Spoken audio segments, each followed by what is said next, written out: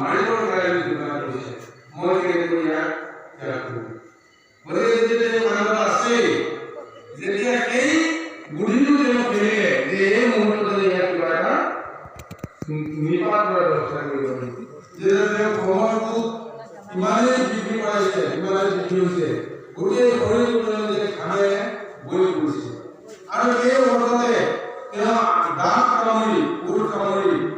প্ৰকাণ্ড জোৰত নিজৰ হাতৰ মুঠিয়ে এই অসুৰৰ মুণ্ডত আঘাত কৰিলে যি বজ্ৰ মুঠিয়ে এই অসুৰৰ মুণ্ডত আঘাত কৰিলে একেকাম খুন্দাতে অসুৰৰ মুণ্ডা পুতি প্ৰাণ জ্বালি গুচি গ'ল সেই দৃশ্যটো বজ্ৰ হেন যি দৃঢ়তা যি মুঠি সেই মুঠিতে কি হৈছিল তেওঁ সি চিৰাচিৰ হৈ পৰা উপক্ৰম কৰিছিল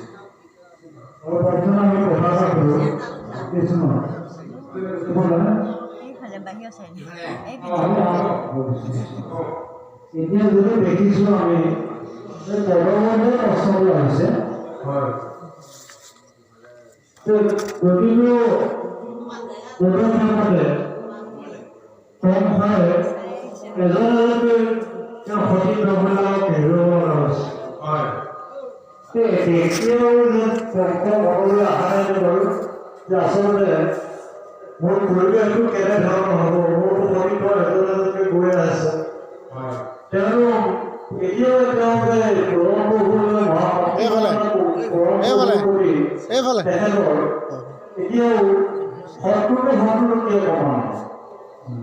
কাৰণ তেখেতে যিটো প্ৰদৰ্শন হৈছে পৰিবাৰৰ কষ্ট হৈছে হয় সুন্দৰকৈ আদি কৰি জীৱনত পঠিয়াইছে সকলো ঘূৰি অহা নাই এতিয়া তেওঁ সকলো এই ভাৱটো অহা নাই যে মোৰ আচলতে মই গৈ আছোঁ গৈ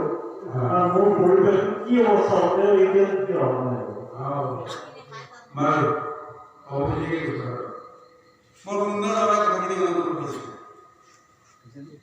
কংগ্ৰেছ আচলতে বুজাটো কৰা নাই